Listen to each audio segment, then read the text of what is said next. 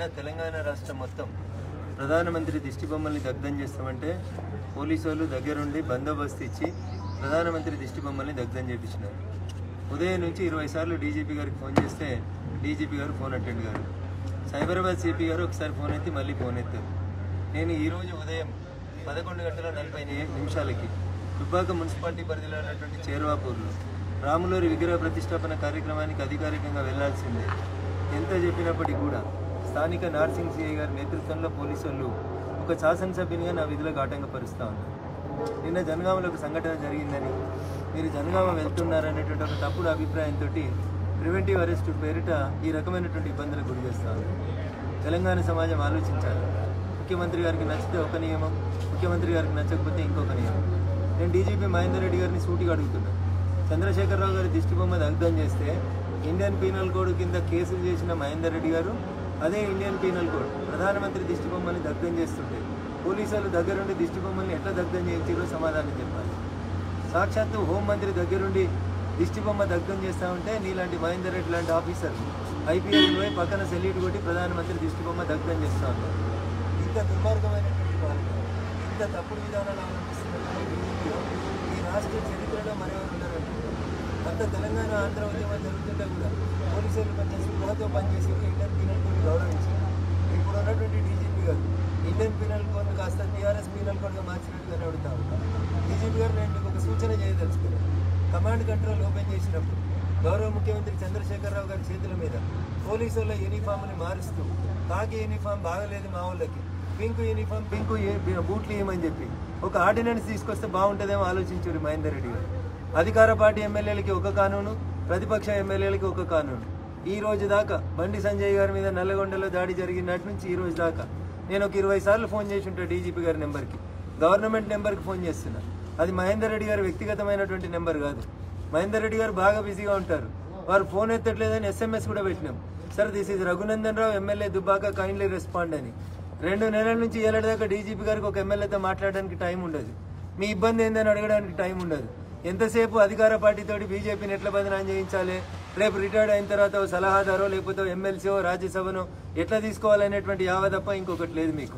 ఐఏఎస్లు ఐపీఎస్లు ఈ రాష్ట్రం లోపల దిగజారుడు రాజకీయాలకు పాల్పడుతూ ఉన్నారు.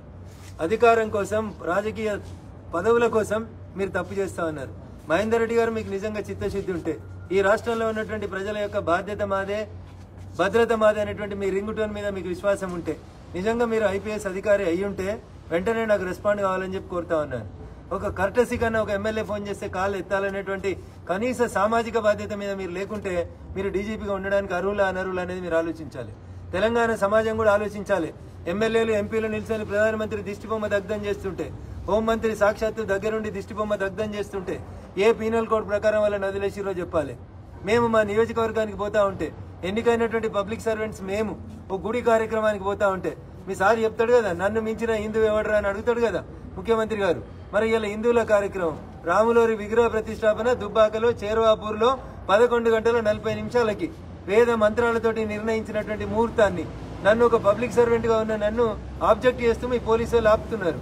ఈ విషయం మీ దృష్టి కమ్యూనికేట్ చేద్దామంటే మీరు ఫోన్లు ఎత్తారు. కొంచెం జనగాంలో ఏం జరిగింది, రాత్రి పోయి మీ అమీన్ సాబ్ దవాఖానలో ఉన్న వాళ్ళని కొట్టిండు. దవాఖానలో వాళ్ళంతా వాళ్ళు షరీక్ కాలేదు. దవాఖానలో ఎవరు షరీక్ చేసుకుంటారు, ఆ హాస్పిటల్ సూపరింటెండెంట్ షరీక్ చేసుకుంటాడు. ఇది కూడా మీ అమీన్ సాబ్కి తెలియకపోతే ఎట్లా, నువ్వు ఎట్లా జాయిన్ చేసుకున్నారు అని చెప్పి డాక్టర్ సూపరింటెండెంట్ గారిని బెదిరిస్తారు. జనగాం హాస్పిటల్లో ఉంటే రేపు ముఖ్యమంత్రి వస్తుంది కాబట్టి ఇబ్బంది అవుతుందని రాత్రి జనగాం హాస్పిటల్కి వెళ్ళి బీజేపీ నాయకుల్ని కార్యకర్తలను తీసుకొచ్చి ఉస్మానియా దవాఖానలో వారేస్తారు. ఎందుకైనా మీరున్నది డీజీపీ గారు, ఇదేనా భద్రత బాధ్యత? ఓన్లీ టీఆర్ఎస్ వాళ్ళకి భద్రత కోసమే, ముఖ్యమంత్రి గారికి భద్రత కోసమే మీరున్నారా? ఇతర ఎమ్మెల్యేలకు హక్కులు లేవు, ఈ దేశ ప్రధానమంత్రికి హక్కులు లేవా? డీజీపీ గారు మీకు నిజంగా మానవత్వం ఉంటే, లేదా మీకు మానవత్వం లేదు నేను పోలీసుని డ్యూటీ చేస్తా అంటే, ఏ ఇండియన్ పీనల్ కోడ్ ప్రకారం కేసీఆర్ దిష్టి బొమ్మ దగ్ధం చేస్తే కేసులు నమోదు చేసినవో అదే ఇండియన్ పీనల్ కోడ్ ఒకసారి చదువుకొని ప్రధానమంత్రి దిష్టి బొమ్మ దగ్ధం చేసినటువంటి టీఆర్ఎస్ ఎమ్మెల్యేలు మంత్రుల మీద కేసులు చేయాలి. లేకపోతే చేత కాకపోతే, సార్ నాకు చేత కాదు, నేను పదవికి బానిసను, పదవికి లాలస ఉంది నాకు, రేపు రిటైర్డ్ అయిన తర్వాత కేసీఆర్ నాకు రాజ్యసభ ఇస్తానని మాటిచ్చిండు కాబట్టి బీజేపీ వాళ్ళని కొట్టడమే నా లక్ష్యం అనుకుంటే అదే చెప్పు, మీడియా ముందుకు వచ్చి నేను చెప్పినంత కుల్లా చెప్పు. అట్లా చెప్పే ధైర్యం అని ఉండాలి. పోలీసులు కదా చుట్టూ 100 మంది పోలీసులను పెట్టుకొని ప్రెస్ మీట్ పెట్టి ధైర్యంగా చెప్పు. తెలంగాణ సమాజాన్ని ఆలోచించమని నేను అడుగుతున్నా. కేసీఆర్ గారు మొన్న ఏదో చెప్పారు కదా, దేశ యువత ఆలోచించాలని నేను ఇవాళ అడుగుతున్న తెలంగాణ యువతని ఆలోచించునని. ఇట్లాంటి పిచ్చి పనులు చేస్తారు కాబట్టి ఐఏఎస్లు ఐపీఎస్లు తమకున్నటువంటి డ్యూటీ గైడ్ లైన్స్ ని మార్చి పనిచేస్తారు కాబట్టి కేంద్ర ప్రభుత్వం ఈరోజు ఐఏఎస్ ఐపీఎస్ల విధి విధానాలలో బదిలీలలో డిఓపిటి నిబంధనలలో రూల్స్ చేంజ్ చేయాలని కేంద్ర ప్రభుత్వం ఆలోచిస్తుంది. ప్రజలారా మీరు ఒకసారి ఆలోచించుర్రి. ఒక కలెక్టర్ కాలు మొక్కితే ఎమ్మెల్సీ అవుతాడు, ఒక డీజీపీ బీజేపీలను కొట్టి కేసులు పెడితే బొక్కలేస్తే మాకున్నటువంటి హక్కుల్ని కాల రాస్తే ఆ డీజీపీకి రేపు రాజ్యసభ వస్తుందంట. ఆయన వచ్చే రేపు రాజ్యసభ అనేటువంటి పదవికి లాలసపడి వాళ్ళతోటి కాంప్రమైజ్ అయి తప్పుడు పాలిటిక్స్ చేస్తున్నాడు మహేందర్ రెడ్డి గారు. కేసు పెడతావా మహేందర్ రెడ్డి గారు? పెట్టు.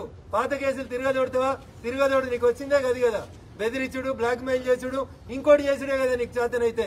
నిజంగా నీకు ఐపీసీ మీద నమ్మకం ఉంటే నేను అడిగిన ప్రశ్నలకు సాయంత్రం ప్రెస్ మీట్ పెట్టి జవాబు చెప్పు. కేసీఆర్ దిష్టిబొమ్మ కాలబెడితే ఈ రాష్ట్రంలో ఎన్ని ఎఫ్ఐఆర్లు చేసినావో చెప్పు. నువ్వు నిజాయితీ పరుడైనటువంటి ఆఫీసర్ అయితే నా ప్రశ్నలకు సమాధానం చెప్పు. లేదు నాకు నిజాయితీ లేదు, నాకు నా కొలువే ముఖ్యం, నేను నా సంపాదనే ముఖ్యం, నేను గిట్లే పని చేస్తా అంటే గదనే ప్రెస్ మీట్ పెట్టి చెప్పాలి డీజీపీ గారు. తీసేస్తావా గన్మెన్లని? నేనే ఇచ్చేస్తా, తీసుకపో. రద్దు చేస్తావా? నాకున్న తుపాకీ లైసెన్స్ రద్దు చేసుకో. ఏం చేతనైతే నీతోటి ఇంకో 2 కేసులు పెట్టిస్తావా నార్సింగ్ సిఐకి చెప్పి పెట్టి? ఇంతకంటే ఎక్కువ నీకు చేత కాదు. కానీ గుర్తుపెట్టుకో, భూమి గుండ్రంగా ఉంటుంది డీజీపీ. ఇవాళ కాకపోతే ఇంకా 2 ఏళ్లకైనా అధికారంలోకి వచ్చినాక నీ లెక్కలన్నీ తెలుస్తాం, నీ ఆస్తుల లెక్కలు తెస్తాం, నీ యూనిఫామ్ లెక్కలు తెస్తాం, నువ్వు స్టార్లు అక్రమంగా పెట్టిన స్టార్ల లెక్కలు కూడా తీసుకొస్తాం. ఎవరెవరిని ఎట్లెట్లా అక్రమంగా బదిలీ చేసి సతాయిస్తున్నావో మొత్తం నీ చరిత్రకు సంబంధించి మేము కూడా మాట్లాడదలుచుకున్నాం. It should be open for the public అని అడుగుతా ఉన్నాం. ఎందుకంటే నువ్వు పబ్లిక్ సర్వెంటే, నేను పబ్లిక్ సర్వెంటే. నీకు చేతనైతే నాతో చర్చకు రా. నువ్వు చేసిన తప్పుల మీద నేను చర్చ పెడతా. నీకు నచ్చిన టీవీని తెచ్చుకో, నీకు నచ్చిన పేపర్ని తెచ్చుకో, నీ తప్పులన్నీ బహిరంగంగా చర్చ జరగాలని నేను ఈ పౌర సమాజానికి విజ్ఞప్తి చేస్తా ఉన్నాను. Thank you. హాయ్ ఫ్రెండ్స్, మా టుడే టుమారో యూట్యూబ్ ఛానల్ చూస్తున్నందుకు చాలా థ్యాంక్స్. మరిన్ని లేటెస్ట్ వీడియోస్ కోసం వెంటనే సబ్స్క్రైబ్ చేయండి. అలాగే ఈ బెల్ ని కూడా రింగ్ చేసేయండి. మా నోటిఫికేషన్స్ అన్ని మీ మొబైల్లో వస్తాయి. అలాగే మా వీడియోస్ మీకు నచ్చితే లైక్ చేయండి, షేర్ చేయండి, నచ్చకపోతే కామెంట్ చేయండి.